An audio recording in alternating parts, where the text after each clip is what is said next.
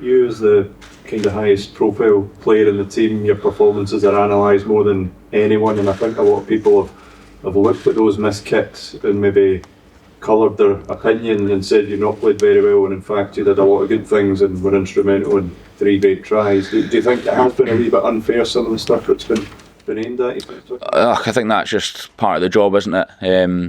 If I'm going to be the 10 and the goal kicker, then when I don't get the kicks like I could have done at the weekend against England, that's all going to come with it. So I think for me personally, I just kind of look at my game and how it was. I thought we controlled the game well, we called the right lineouts and scrum plays, and we attacked really well. We had a lot of chances, a lot of opportunities. I think the stats after the game shows that we probably should have had more than 3 tries. But yeah, that's always going to come. I think when you miss a kick to win it right at the very end, that's again part of the job, and that's kind of why you do it. To get these chances, these opportunities, and had I got that kick, it'd have been probably a different story. But missing it, that's part of it, and that's how it goes. So yeah, I'm not too stressed about what's been said about my game, as long as I'm thinking and happy with it myself, then that's kind of all that matters. And to be fair to me, I go back to my family and friends, and they're the ones that are kind of the first to either pick me up or put me down either way, depending on how it goes. So I think my dad was saying unlucky with the kick kind of thing, but you played really well overall. So for me, that means more than what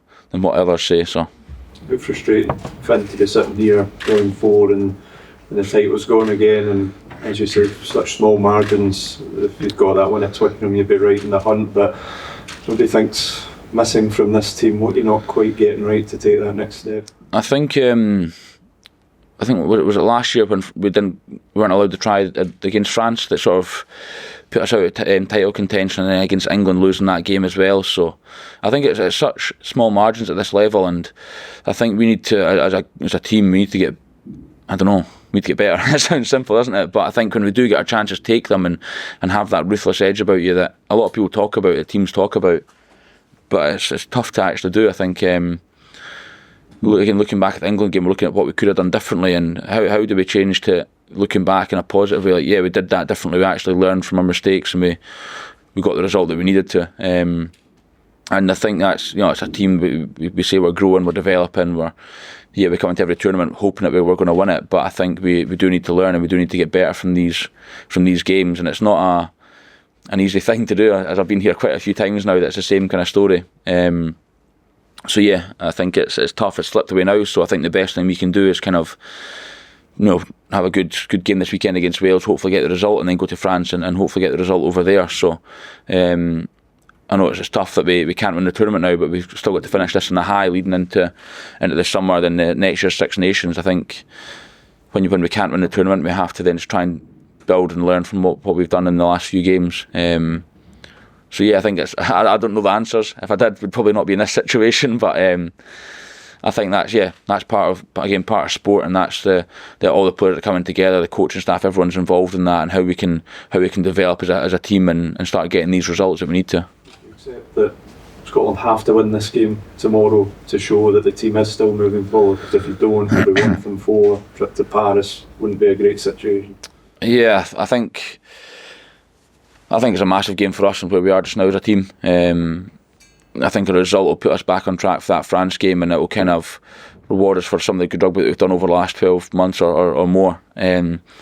I think Wales are a brilliant side. I think they're better than what everyone probably thinks. I think they ran Ireland really close in that middle game, and they've got a new coach and they've probably got a new lease of life there. So I think this game's going to be a lot tougher than what fans probably think it's going to be. And I think for us as a squad, bouncing back off 2 losses and a tough loss, especially down in England, this will kind of show the character we've got in the team and how we perform tomorrow. So for me, I'm hoping that we have a brilliant performance and we get a good win, but not just a good performance, more like a very professional performance tomorrow, I think, which is kind of taking our chances when we get down there, controlling the game well, not backing up on mistakes, making sure that we're on to the next job whenever it comes. So there's quite a few things we've spoken about this week that we have to get right to get that performance, and I think that would be the key thing. And I think we've just got to kind of believe in ourselves that we are a good squad, but we need to go out and prove it.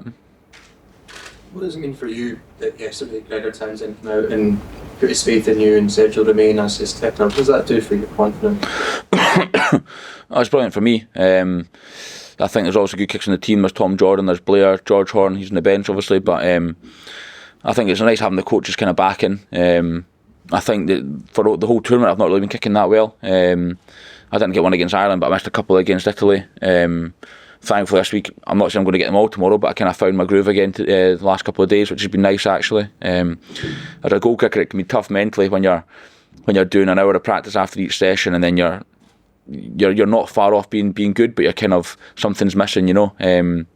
So for me personally, to have found that on Wednesday, I think it was, and then again today, that'll give me confidence going into the game tomorrow. And like I say, I might not kick them, but at least going into the game tomorrow, I'll have that confidence, and I've done a lot of practice this week on it.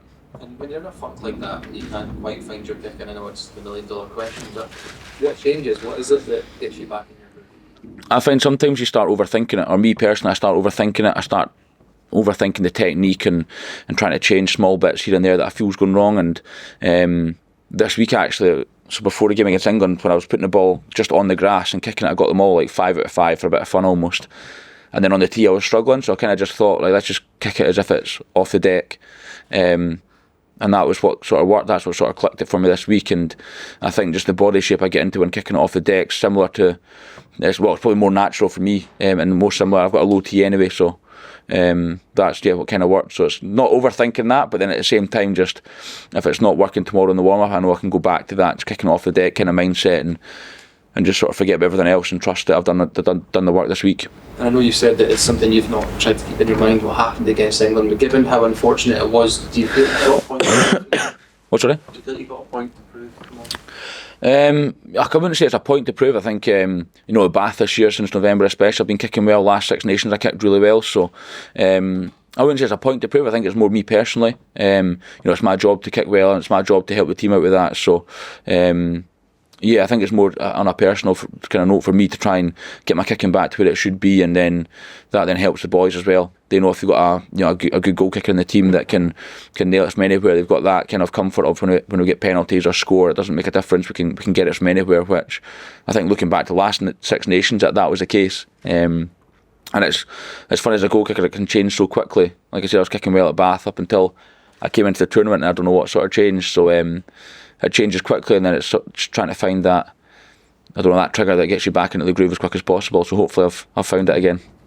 And obviously it's become clear over the last few days that you were meant to take the kick from a couple of metres wider from where it should have been. I mean, did you know at the time that you were taking it from the wrong place?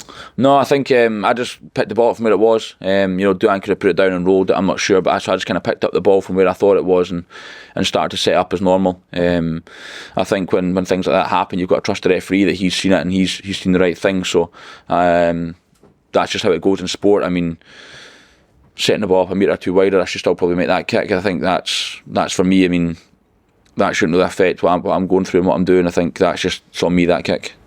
I know it was quite quick, but how are you feeling in the lead up to the kick, obviously with the pressure of the situation, knowing that the kick would probably have won the match? Obviously you knew the kick would have won the match probably. I think when you're in that kind of moment and you have to move, it's more the shot clock that you're aware of than anything. It's gone from 90 seconds down to 60 seconds now, so you kind of have every second counts, I suppose. By the time you get the ball and get set up, every second counts. So that was probably the only thing that was on my mind when I sort of had to change the ball, was when is a shot clock. And on to written now, please. Cameras down, thank you.